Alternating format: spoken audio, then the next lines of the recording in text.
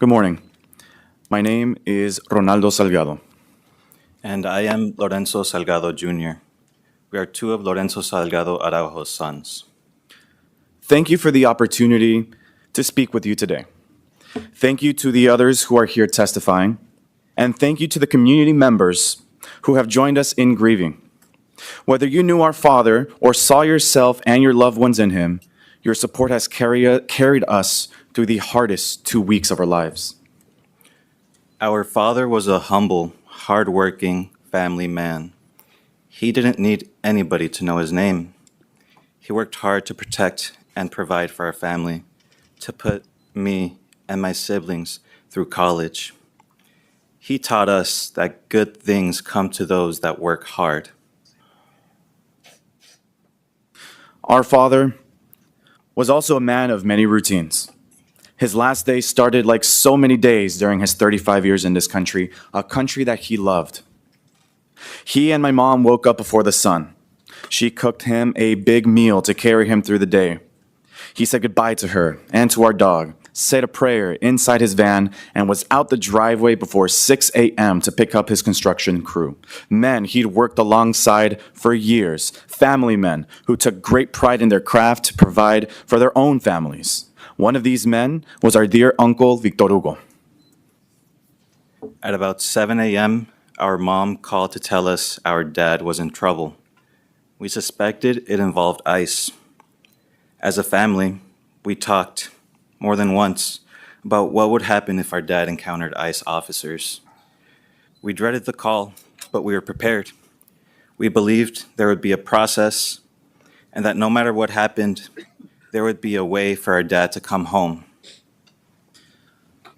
I drove an hour to his work site, but no luck. But then I learned on Facebook about ICE activity near Canal and Wayside. I never imagined it was him. When I got to the intersection of Canal and Wayside, I found his van, but I didn't find him. I stayed for hours asking anyone, law enforcement, neighbors. I even asked a homeowner if I could climb on her roof to see if I can see something. I learned again from a Facebook post that our dad had been shot. Not because I could see him, but because I could hear his voice on videos posted online crying for help. Hours after the video was posted, I finally had learned that my dad had been taken to Bentop Hospital, but with no signs of his condition. I waited there for hours until Congresswoman Sylvia Garcia stepped in and demanded answers. Finally, it was confirmed. My dad, Lorenzo Salgado Araujo, age 52, had died from his injuries. Over the past 2 weeks, we've had to grieve our father too soon and without straight answers. DHS first said ICE targeted our father, then admitted he was never their intended target at all. DHS also said he weaponized his vehicle, a claim the 3 men who were in the van with him have directly disputed, and one that the surveillance footage made public so far does not appear to show. None of the agents involved were wearing body cameras, so we'll never have that perspective.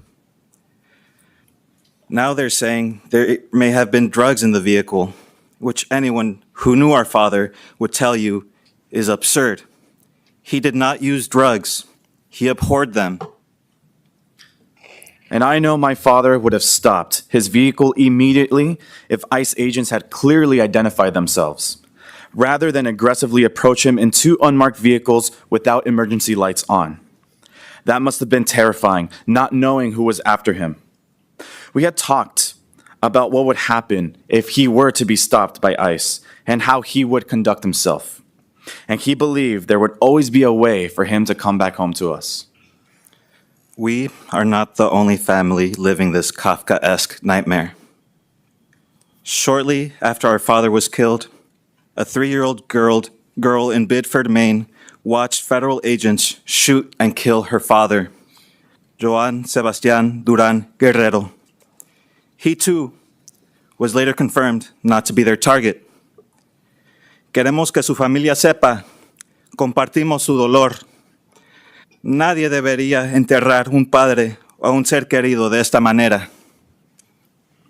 Our father deserves justice. Today, we are asking that you use your authority as members of Congress to help ensure that he gets it. I want to first highlight one of the members of Congress here today, Congresswoman Sylvia Garcia.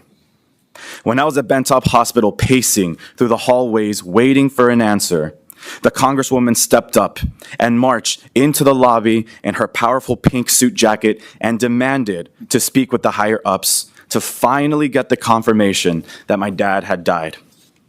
I do not want any of you elected officials to have to go through what the Congresswoman did that day. How many more of our dads have to die?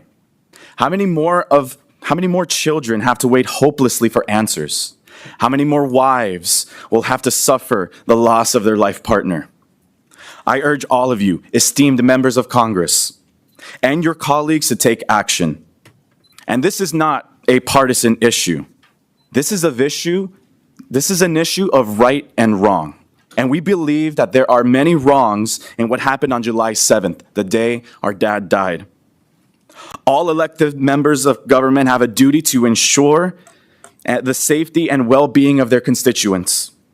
Every single member of Congress have immigrants living in your states, in your districts, in your neighborhoods. What is being done to make sure that they can live without fear? To make sure that they won't be next? It is our hope that we're not asking for too much. All we're asking is the following. First, there must be a thorough, truly independent investigation, not one where the agency under investigation also controls the evidence and is able to unilaterally clear its own personnel of any wrongdoing. Congress should insist that federal, state, and local investigations all move forward with full federal cooperation and should demand answers on a public timeline. Second, every piece of evidence must be preserved and shared, including recorded radio traffic, agency communications, and any video or audio footage that exists, even though no agent wore a body camera that morning. We have sent our own letters demanding the preservation of evidence, and we ask that you do the same. Third, the three members of our dad's work crew who were in that van, Daniel Tirado Pantoja, José Trinidad Rojas Pliego, and our uncle Victor Hugo Salgado, are essential witnesses to what happened to our father. They must be able to tell their stories in full without fear of being deported. They should be released from detention immediately so they can be with their families, speak with investigators, and grieve with us. Removal of these individuals and a failure to assure them of their safety would amount to nothing less than a cover-up. Finally, while we are grateful that you convened this hearing today, please don't let it be the only thing that you do for our father. Use all the tools that you have to request records, demand follow-up, hold other hearings, and enact laws, not only to help us learn the truth about what happened to our father, but to make sure this never happens again. On behalf of our family, thank you for hearing us today and for the chance to make sure our father's name is remembered for who he was. Not as a headline, but as a husband, a father, a brother, a job creator, a man who believed good things come to those who work hard and who work tirelessly to give his sons more than he had. I have a message for all of y'all out in the streets, protesting and peacefully marching. Thank you.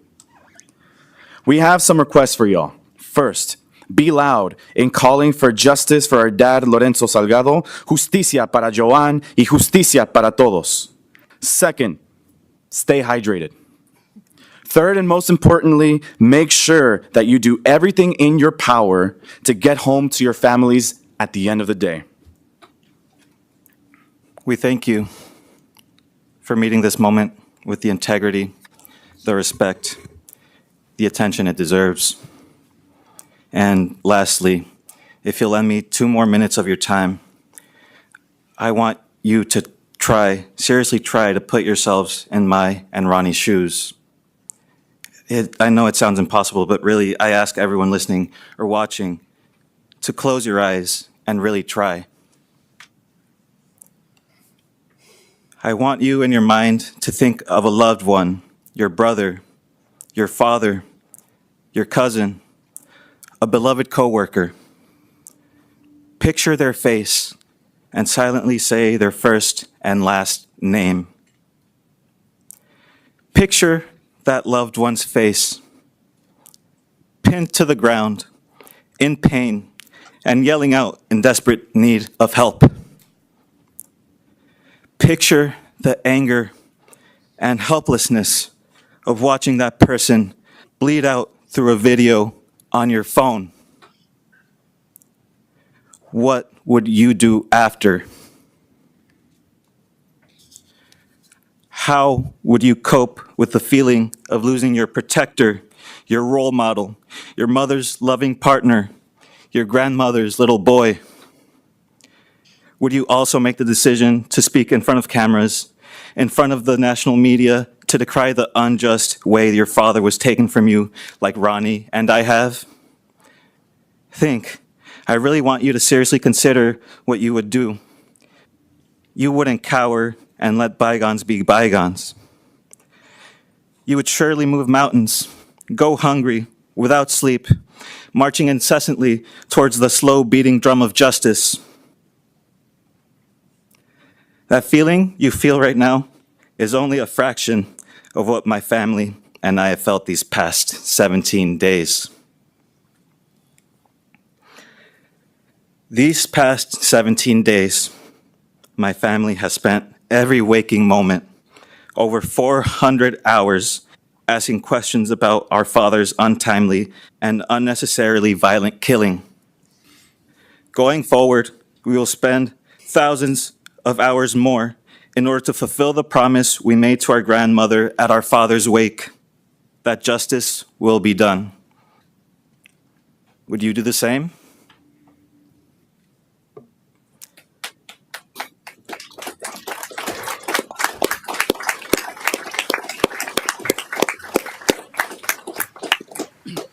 We thank you for your efforts to make sure Lorenzo Salgado Araujo gets the justice he deserves.